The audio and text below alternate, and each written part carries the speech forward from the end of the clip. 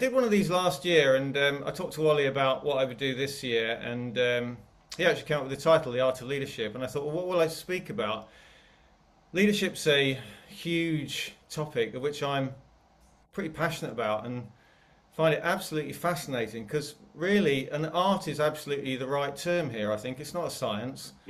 Um, it's all about people. So I thought what I'd do is I'd bring together my thoughts, which come from a whole jumble of thoughts, which are going into a book I'm going to write. I've written one book, The Leadership Map, which is a fairly kind of foolproof guide, I think, to running a business. But I want to now go into more leaders themselves. I'm a great fan of reading biographies of leaders and autobiographies of leaders, but also I spend my time at the moment. I coach and mentor about 40 leaders, about 20 plus of them are CEOs of SMEs from 3 to 70, 80 million.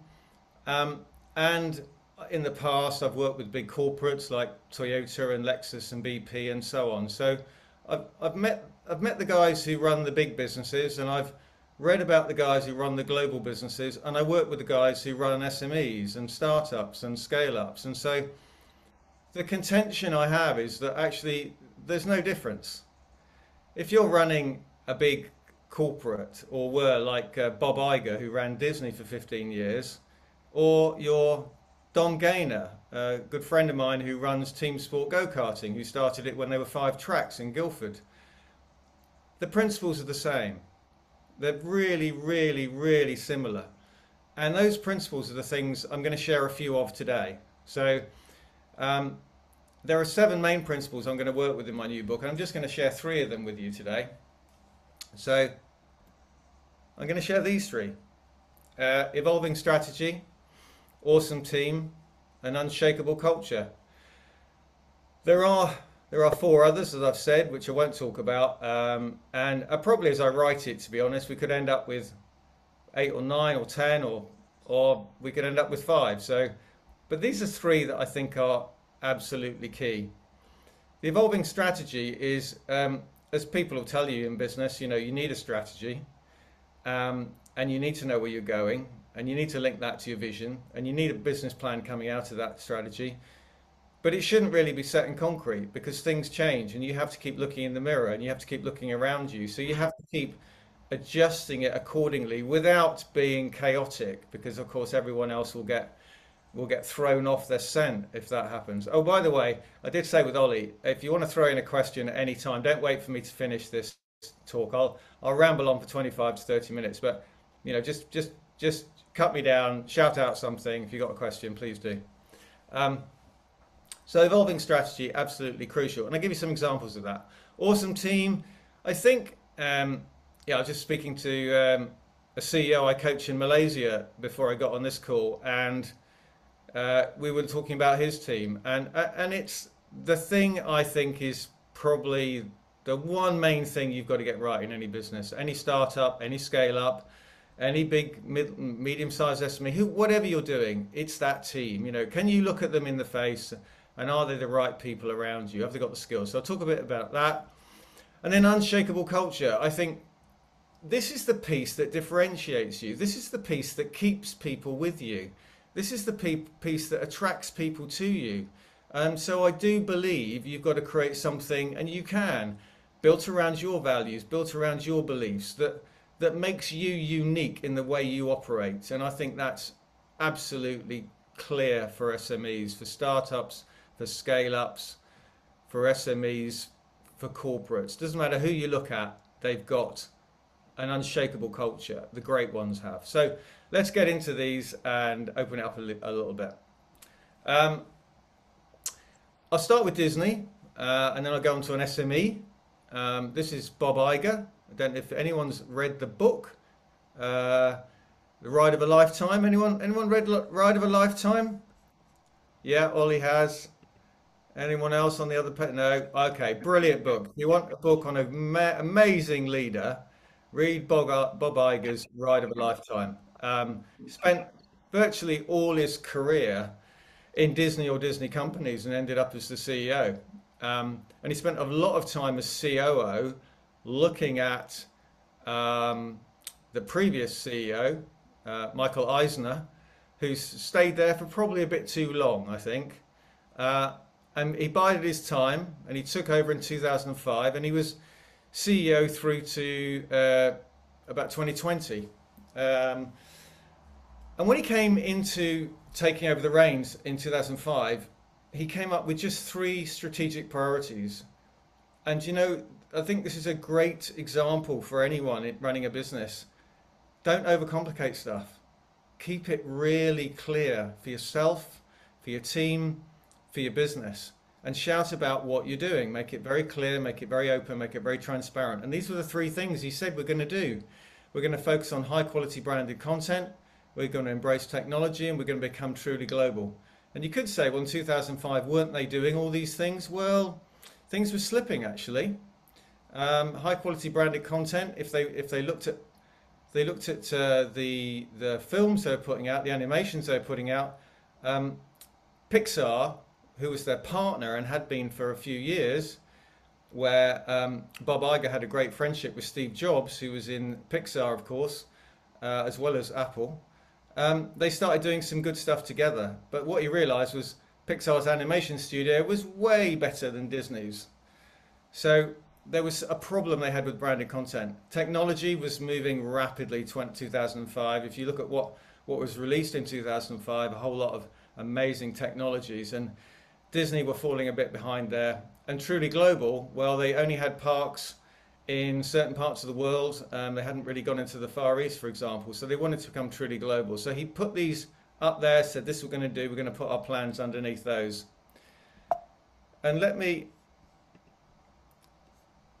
show you how that plays out, because obviously it's no good just having 3 strategic priorities. You need to then say, well, what does that look like as plans? And obviously they had a huge number of plans. You know, I don't know what they all were, but these are the ones that Bob talks about in his book, and you can find if you Google them. What he did straight away within his first 6 months was he went, spoke to Steve Jobs, and he bought Pixar. I think it cost them just under 8 billion, so these were big numbers they were playing with. But it's funny when I talk to SMEs and I work with SMEs when they're doing acquisitions and selling parts of their business. It always amazes me how they can take a year and a half to go through the sale of a business worth 10 million. And the Pixar deal was done in about 3 months, which is quite extraordinary, isn't it, at that level? But he bought Pixar and he didn't bugger about with the brand. He left the brand. Pixar still exists. If you go and see a film that Pixar basically did, Pixar is still on that film. People still know the Pixar brand. So one of the mistakes, of course, in acquisitions is we bring it all in and we squash the entrepreneur, the creativity of that original brand. So anyway, kept that, brilliant. Did the same with Marvel. Brought Marvel franchise in, which was incredible, and they've made huge number of films from that. I know my 2 daughters are all over all the Marvel films. Went to see George Lucas. Bought the Star Wars franchise, Lucasfilms, and then 21st Century Fox, and indeed National Geographic as well, which isn't on this list. So he completely transformed Disney in that way, and all the plans under high quality branded content. Embrace technology, well, he did a huge number of things in there, but I suppose the biggest thing to share with you there is they created this online streaming service, Disney Plus, which, you know, I'm sure you or your children or people you know will have Disney Plus. It was only recently Disney Plus overtook Netflix with the amount of subscribers they've got. So incredible. Again, Disney's gone from strength to strength there. And a US streaming service, which they also created, called Hulu. And then on the global thing, they created new parks in Hong Kong, Shanghai. They're now in 40 countries. And they're up to 175,000, probably more than that now, as they call them cast members. I love the way Disney talk. They don't talk about employees, they talk about cast members. And they don't talk about customers, they talk about guests. And I think language is so important to our businesses, and I love the way they do that. But let me give you another piece of the puzzle for Disney. See on the slide now, I've put Disney's purpose on there and also Disney's vision. And the purpose I absolutely love. And I think for all SMEs, for all startups, what's your big idea? What is your purpose? Why'd you get out of bed in the morning?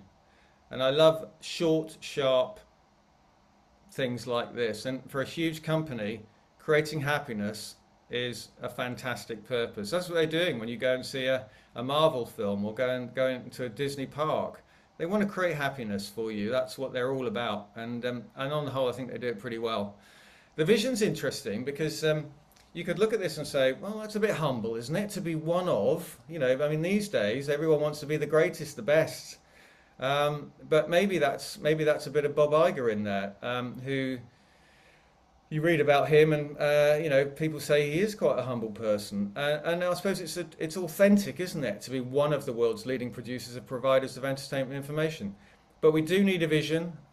We do need something that tells us where we're going to go and what we're going to be in the future. So I put this together in one slide. So here you can see, a purpose, why we get out of bed in the morning, where we're going to be, the vision.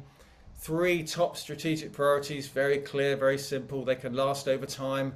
And then start breaking down the plans and then sharing it with all your people. So I thought that would be an interesting way to start the call. If I go on to the next one, you'll see an SME here called Team Sport. As I've said, Team Sport, actually, I live near Guildford, and Team Sport's first track was in Guildford, and then they closed it down because it was so grimy and grubby and horrible, they closed it down. But Team Sport started quite a long time ago now, and the current CEO was in sales there, and he took it over when they were about 3 tracks, I think. And those 3 tracks probably turned over $1 million and a bit, maybe 2 million if lucky, but a while ago now, about 20 years ago. And he's built this up from the ground up, and they're now 35 tracks across the UK, and they're in Germany. He's had investors along the way, but I take you to 2018 when they decided to change their strategic priorities. What they had done and what Dom had done is he'd wanted to build up, as you can see on the logo at the top, the #1 UK indoor karting business. And then they pretty much did that. And I used to sit down on my coaching stroke mentoring sessions with Dom and say, where are you going to take this business? We can do these big tracks where you've got like huge warehouses with a track in. You've got loads of room there, Dom. You could do other stuff. And he started employing people from different organizations, as you do, and he brought a guy in from Virgin Active. So he had a very interesting view of sort of a wider view of sort of leisure businesses. And it became clear they started dabbling in different sort of things they could do in their big warehouses, their big sheds really, and decided to move from being a go-karting business to a leisure brand. And I'll come on to what they did in a second. They also started to realize that actually they'd probably maxed out, or were starting to max out, the UK. They do a great deal of due diligence on where they might put a track, but really there are only so many places you can put a go-kart track where you're going to get enough people. So they started looking internationally, and then they started to focus on culture. They've got 1,000 people now. How do you keep people? And I said this kind of keeping people is so important these days when it's an employees market. So what they did is let me just see if I've got another slide on that. Yes, I have. What they did on the leisure brand is they built a whole bunch of different brands, which they put in there. They've got a brand called Putt Club, which is indoor putting, which they realized is becoming very popular, and they gave it a go-karting theme. They've put virtual reality rooms in some of their big areas, and they are incredible. They put F1 simulators in there, so you can go along and drive a simulator as well as going on the track.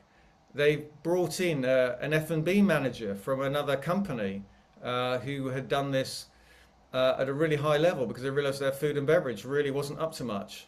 And then they've entered the British Indoor Karting Championships, which is now run, and they're moving to electric karts. So they're doing a huge amount around this. So they've gone from a go-kart business to a true leisure brand, and they're really building this up. And as somebody once said to me, you know, if you call yourself a go-kart business, all the calls you're going to get are from people wanting go-karting.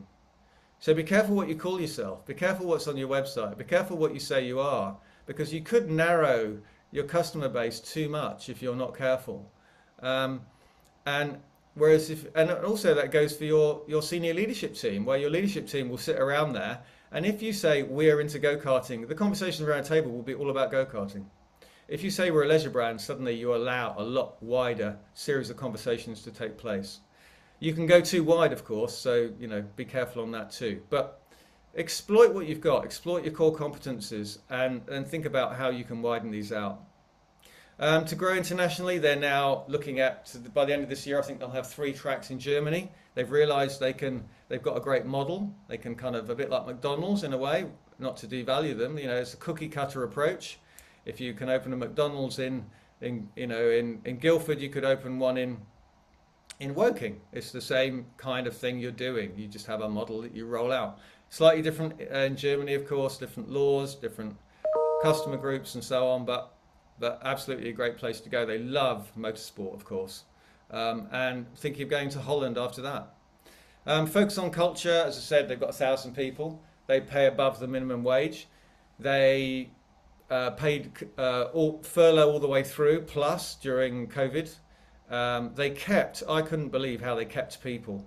The first day of COVID, if you can remember that far back, when Boris Johnson stood there and announced we're not going out, Dom made a video and sent it to everybody in the whole company, saying, you know, we're going to keep you all on as much money as we can give you. We're going to produce. We're going to keep. He said, I'm taking a 50% pay cut. My leadership team are going to be focusing on training and development. We're going to be giving you everything we can during this to keep you engaged. And they hardly lost anyone. And since then, they've hardly lost anyone. They developed their general managers, who are their stars massively, who run the go-kart tracks. And the one thing I think is lost sometimes in businesses these days is the massive part of leadership in, I put MBWA, management by walking about. And, you know, I'm sure people will remember that, Peter, you're nodding. And I think it's kind of undervalued, but it's so important. And Dom and his leadership team are on the road every week visiting tracks, and every track knows when Dom walks through the door in a pair of jeans and a t-shirt and his jacket with his Team Sport branded jacket. They know who Dom is, and even though there are 1,000 people, they know who he is. And I think you can't underestimate that FaceTime with the CEO and getting to ask him questions. And indeed, he has a weekly open session where he opens up on a Zoom call, and he says, and it's called Ask Dom. Very transparent, very open. Anyone comes on and says, Dom, what are we doing about this? Why haven't we done that? And he responds to it. And I think fantastic, you know, transparency, openness, honesty from leadership. And he really has set the culture there. And if he ever, he's quite a, as he would describe himself, an internally referenced sort of guy. He doesn't go out looking for publicity. He hasn't done many articles or responded to press. But if he was to talk about team sport, I know culture would be right up there in trying to keep people engaged, because these people could go and get other jobs, especially at the moment, and he's got to keep them in there. So awesome team. A quicker one. This, I just want to give you 3 questions which I think are really important about top teams. Oops, just turned my notepad off. That's better. The 3 questions are you covering the 3 areas for success? Let me go back. Here we are.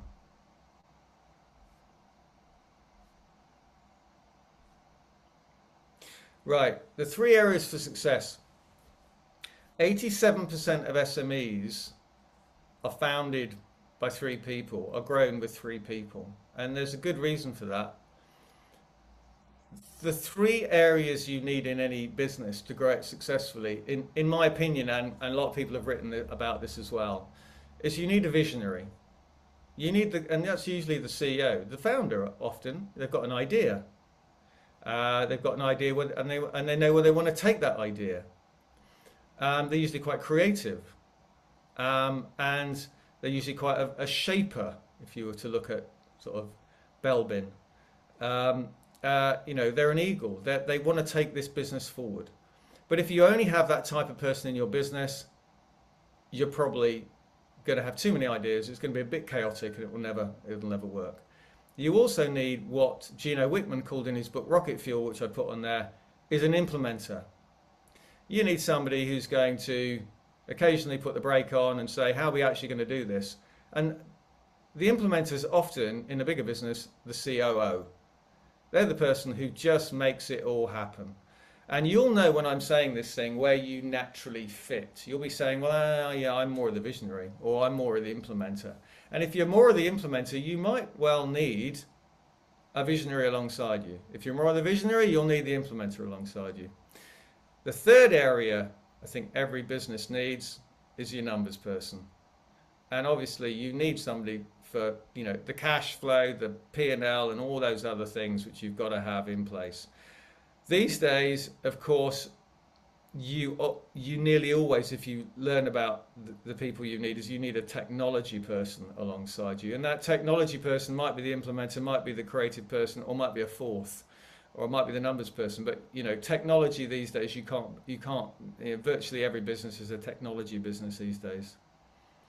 The second question I'd ask, once you've got your parts in place, or if you've got a gap there, where are they coming from, is, and this comes from Jim Collins, actually. I'm a massive fan of Jim Collins' work. And he says, if you look around your leadership team, and whether it's 2 or 3 or 4 of you, or whether it's 10 of you, have each of your top team learnt and grown in the last year? Are they a different version of themselves now than they were a year ago? Because if I was to say what differentiates really top CEOs, top directors from others, is they are constantly learning and growing. They are constantly on TED, they are constantly on podcasts, they're constantly reading books, they're constantly learning from others, they're constantly networking, and they're growing. And if you've got somebody around that table who's not doing any of that, I'd put a big question mark over their head. You've got to be learning and growing, and your people around you have got to be learning and growing. And the third one I put here is around role modeling, owning actions, and delivering on them. If you're looking around that table again, and somebody's not role modeling the behaviors, whether they're articulated clearly or not, then it won't work for you.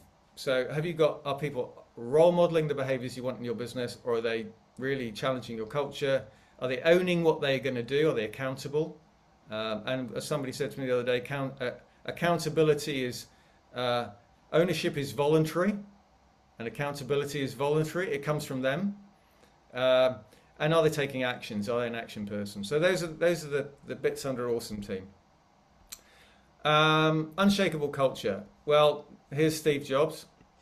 And I haven't gone and found all his the Apple values or anything like that. What I've done is, from all my knowledge and all the books I've read on this amazing man, I've just put together a whole bunch of things really, which you can read about Steve Jobs, and you can learn from other books that have talked about him. And I've been privileged to hear people who worked with him speak about him as well.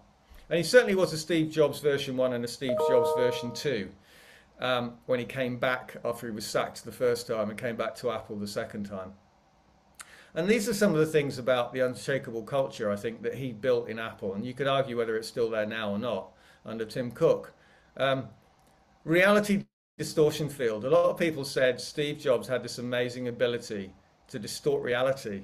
And that comes from his massive belief and passion about things. And he'd say to people, I want this done in 3 days. And they'd say, it can't be done in 3 days, Steve. It takes a month. And somehow they'd do it in 3 days. And he had this ability just to challenge everything about how things worked and get things done in a different way. And people believed him.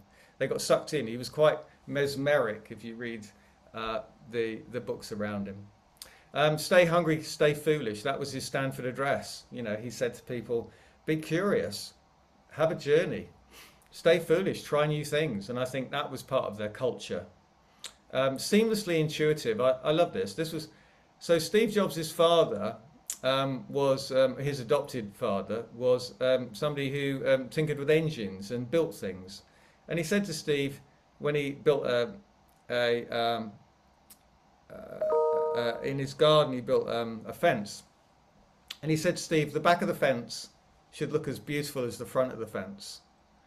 And Steve took that on board when he went into Apple, and he was, you know, the first computer company, and they're not really a computer company, of course, to make things look beautiful, and that was all part of it. You know, the first company to put fonts into a computer because of his obsession with calligraphy when he went to college. So that's a fascinating thing. Don't ask what people want. I think that's an interesting thing for SMEs. You know, Jobs was famous for saying, let's find out what we can do and what we think people need, and what they'd really love. Because if we go out there and ask them, they won't know. And you know, if you can think of many examples like that, if you go to Dyson and say, did we really want a bagless vacuum cleaner? Almost said Hoover then, didn't I? Did we really want a bagless vacuum cleaner? No, Dyson produced one and we all wanted one. And it changed the industry. And I think that's what, you know, people were queuing around the block to get an iPad. They had no idea what an iPad did. And I think that's the beauty of this brand that he created. And he was very keen on, we've got some ideas here. We don't always have to take what people say they want. He challenged the status quo, we know that. And, you know, what's your ding you're going to put in the universe? He thought so big. A couple more. This is a guy I work with called Peter, and Peter runs MMRG. MMRG are a small SME in Guildford, and they create amazing, what they do is they take data off the internet and they give it to big pharmaceutical companies based on what they're looking for. So they might be looking for people who are experts in a certain field across the world, and they'll find who those experts are, and they're now putting it into an app where you can actually access it really easily. So they do quite a left-brained piece of business here. But Peter's very different. He's a lovely businessman. They've got 13 people, so they're quite small. And he's got a belief that he's going to build this business within the next 5 years to 10 million EBITDA.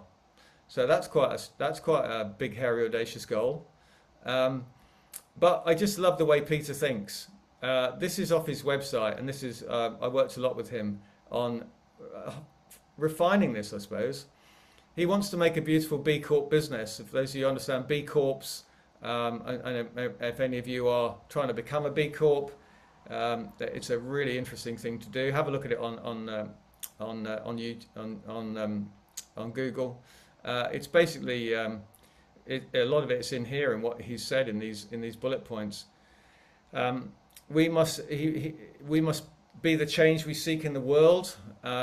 They really want to challenge their customers. They want to be nice people. They want to do great things. He really believes in conducting business in the right way. No harm and benefit everyone.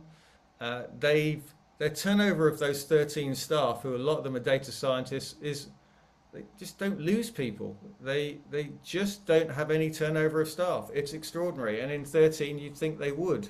And they realise that this is for the future. Peter's, won't mind me saying, he's about my age. He's early 60s, and got no intention of packing it all up. He just wants to see it grow and grow and grow and do great things in the world. And I think his passion is undiminished. He just wants to keep going. So those are the three things. Very quickly, obviously I could run a workshop on each of those that lasted a day. But I do believe you want to think about what your strategy is, make it as clear as crystal for everyone, have a plan that sits behind it, have a nice vision, have a purpose, why you get out of bed in the morning, and be nimble enough to think, where am I going to take that in the future? A bit like Disney did, a bit like Team Sport have done. Think about how you're going to evolve that and what the conversations are that flow from having a clear strategy.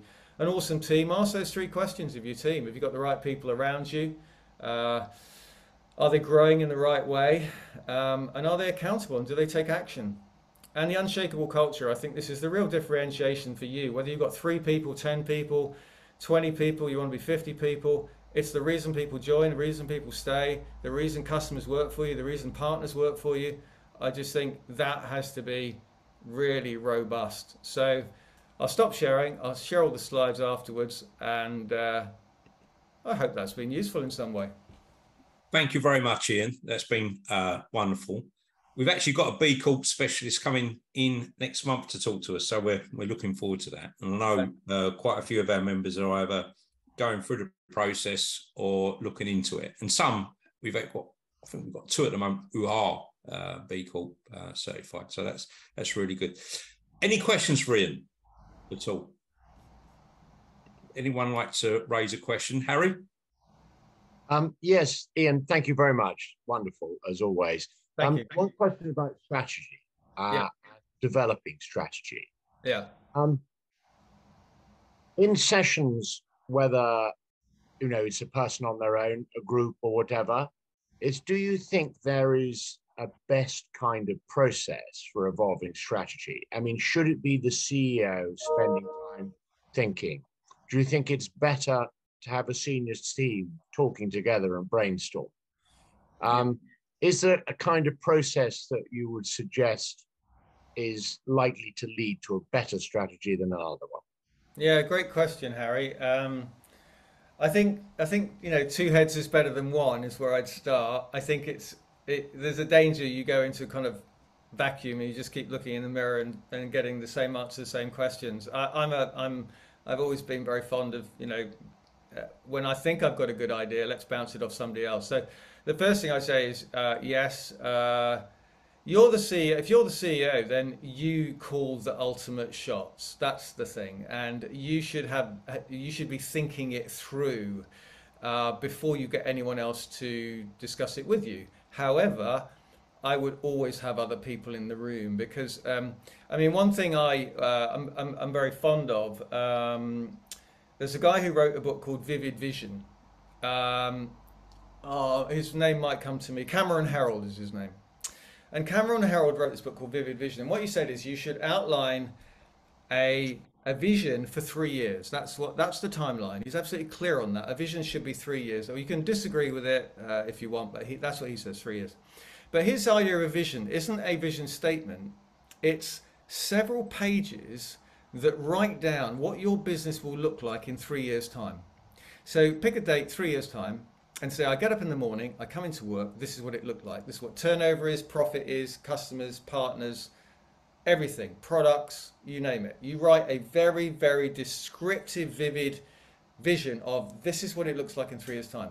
Now, the beauty of that is, let's say you've got 3 people in your senior team, without conferring, ask them to do exactly the same thing. Ask them to write a vivid vision. So 3 years' time, what's it going to look like? And they'll find it really hard. Give them a week or so, and then all come together without any conferring before you come together and just say, right, now read them out. 1 or 2 pages of A4. Read it out. Where do you think we're going to be? And now I've done this. I did this with a group of 10, leadership team of 10 about 3 years ago. And it was astonishing. We had some people saying, because you can put anything in there as the headings you want, put turnover, EBITDA, profit, cash flow, customer groups, international markets we're going to be in, whatever you want. You can determine what you want to have in there. And they came up with, turnover between 5 and 30 million between them. It's like, well, how did that happen? And different strategies, different markets, and then what you need to do is then obviously consolidate that as the CEO, or maybe with somebody supporting you to do that, and say, right, this is what's going to come out of this, because of course what comes out of that is the bare bones of your strategy and where you're going to go. So it gives you a real good input into the discussions of what are you going to do, where are you going to go, what EBITDA are you going to hit, what products are you going to come up with, what markets you're going to be in, whatever it is.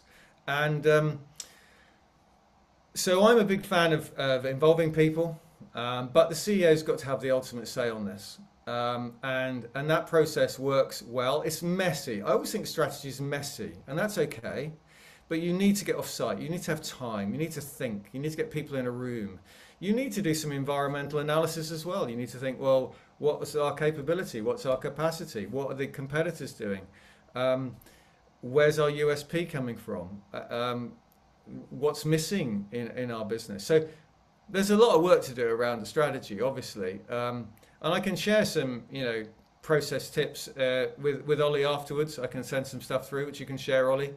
Yeah, I'm a big fan of the Vivid Vision by Cameron Herold. It gives you a really good starting point.